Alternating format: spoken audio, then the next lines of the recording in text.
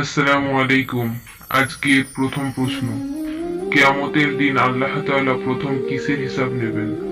ক, হক আদায়ের, খ, নামাজের, গ, রোজার, ঘ, জাকাতের।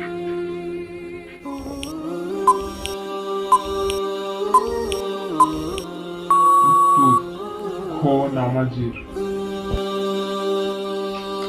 2 নম্বর প্রশ্ন, পৃথিবীতে সর্বপ্রথম কে আযান দিয়েছিলেন? ক, হযরত জিবরাইল আলাইহিস সালাম, খ, হযরত মুহাম্মদ সাল্লাল্লাহু আলাইহি ওয়াসাল্লাম, গ, হযরত বিলাল রাদিয়াল্লাহু তাআলা আনহা, ঘ, হযরত ইব্রাহিম আলাইহিস সালাম।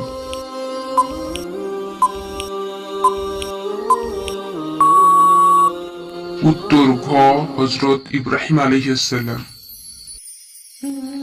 3 নম্বর প্রশ্ন, হাকিম কাকে বলা হয়? যিনি 1 লক্ষ হাদিস আয়ত্ত করেছেন, যিনি 2 লক্ষ হাদিস আয়ত্ত করেছেন, যিনি 3 লক্ষ হাদিস আয়ত্ত করেছেন, যিনি 4 লক্ষ হাদিস আয়ত্ত করেছেন।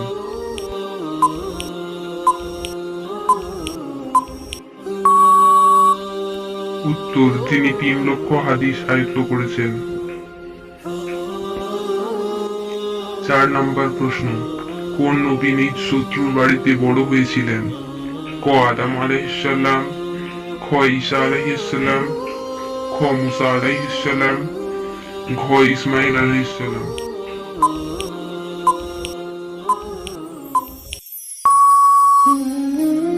উত্তর, গ, মুসা আলাইহিস সালাম। 5 নম্বর প্রশ্ন, রাসূল সাল্লাল্লাহু আলাইহি ওয়াসাল্লাম রমজান মাসকে কার মাস বলেছেন? ক, সাহুল্লার মাস, খ, বরকতের মাস, গ, ইবাদতের মাস, ঘ, রহমতের মাস।